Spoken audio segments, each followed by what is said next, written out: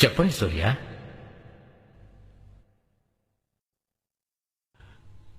ఈ కోర్టులో మీరు చెప్పే తీర్పే ఫైనలా? అవును, ఈ కోర్టులో నేను చెప్పే తీర్పే ఫైనల్. నేను నేరస్తునని ఈ కోర్టులో తీర్పు చెప్పబడిన తర్వాత సుప్రీం కోర్టులో నేను అప్పీల్ చేస్తే నాకు విడుదల లభిస్తుందా? అఫ్ కోర్స్, మీరు విడుదలవ్వడానికి అవకాశం ఉంది. ఈ కోర్టులో నేరస్తులని నిర్ధారించబడిన వాడు పై కోర్టులో విడుదలయ్యే అవకాశం ఉంటే ఈ కోర్టు ఎందుకు, మీరెందుకు, నేనెందుకు, ఈ లాయర్లు ఎందుకు? కేసు ఒకటి, తీర్పు రెండా? అలా రెండు తీర్పులున్నాయంటే చట్టంలోనూ న్యాయశాఖలోనూ ఏదో తప్పుందనేగా అర్థం. హైకోర్టు హైదరాబాద్ లో, సుప్రీంకోర్టు ఢిల్లీలో. డబ్బున్న వాళ్ళు ఎక్కడికైనా వెళ్లి వాదించి గెలవగలరు. పేదవారికి సాధ్యం అవుతుందా యువరానా? ఒక కేసుని ఒక కోర్టులో ఒక్కసారికి 100 సార్లు విచారణ చేయండి, కానీ తీర్పు ఒక్కటే ఉండాలి. నేరస్తుల్లో మార్పు రావాలే తప్ప తీర్పుల్లో మార్పు రాకూడదు యువరానా. సూపర్ గురు. ఆర్డర్. నా మీద నేరం మోపి ఇప్పుడు ఈ బోన్లో నిలబెట్టారు. నేను చేసిన నేరం ఏంటో తెలుసా? సార్ ఒక్క నిమిషం. బలవంతంగా ఒక అమ్మాయిని చేరిస్తే దానికి ఏం సెక్షన్ సార్? అయ్యా మీరు చెప్పండి. ఐపీసీ 376. సార్ కల్తీ నిరోధక చట్టం సెక్షన్ ఏంటో ఏ సంవత్సరం చెప్పగలరా సార్?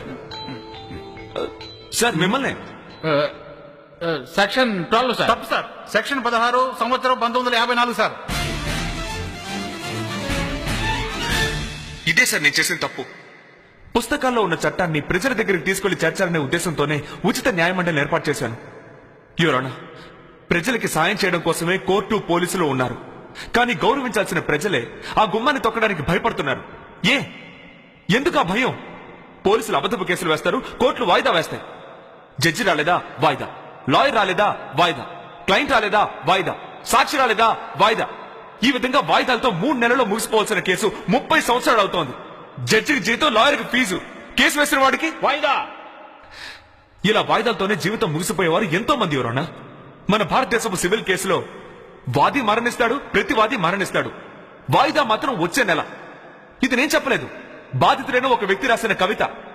నిజానికి ఇదే ఈనాటి పరిస్థితి. దీనంతటికీ ఏంటి కారణం? న్యాయమూర్తుల కొరత. 13 లక్షల మందికి 10 మంది జడ్జిలు ఉండడం వల్లే సుప్రీంకోర్టులో 3 లక్షల కేసులు, మిగతా కోర్టులో 30,000 కేసులు పెండింగ్ లో ఉన్నాయి. మన దేశ జనాభా కన్నా కేసుల సంఖ్య ఎక్కువగా ఉంది. ఈ పరిస్థితి మారాలి. న్యాయమూర్తులు, న్యాయస్థానాల సంఖ్య ఎక్కువ కావాలి. ఒక సాధారణమైన వ్యక్తి అబద్ధం చెప్తే అది నేరం, కానీ అదే ఒక లాయర్ అబద్ధం చెప్తే తెలివితేటలు అంటున్నారు. విచిత్రంగా లేదు? ఇండియాకి స్వతంత్రం తీసుకొచ్చిన గాంధీ ఒక లాయర్, భారత రాజ్యాంగ చట్టాన్ని రూపొందించిన అంబేద్కర్ ఒక లాయర్, ఇండియా మొదటి ప్రధాని నెహ్రూ ఒక లాయర్. వారి వల్ల ఈ వృత్తికి గౌరవం ఏర్పడింది. కానీ ఇప్పుడు ఈ దేశంలో ఉన్న లాయర్లలో ఎవరైనా అలా ఉన్నారా? లేదు సార్. అదిగో ఆ లాయర్ పాలు కల్తీ కేసులో 5 లక్షల రూపాయల కోసం తప్పు చేసిన వాడిని విడుదలయ్యేలా చేశాడు.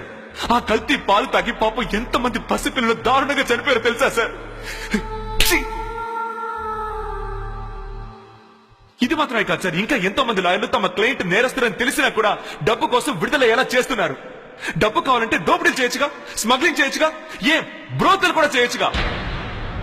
పవిత్రమైన ఈ వృత్తిని ఎందుకు సార్ అవమానించడం? కోర్టు కోవిలలా భావించబడాలి.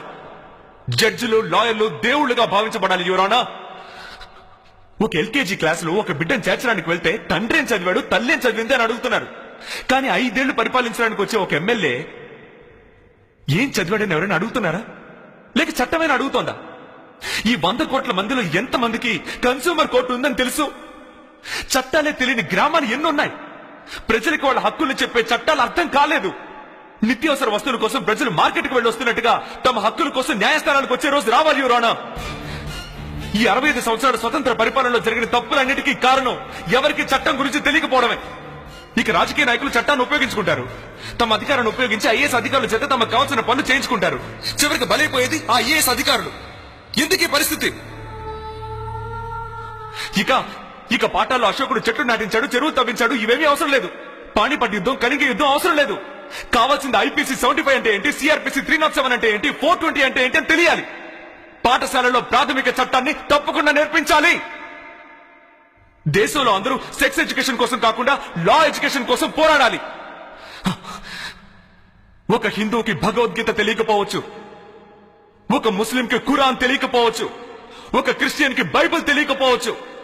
ప్రతి ఒక్క భారత పౌరుడికి భారత ప్రాథమిక చట్టాలు తెలుసుండాలి.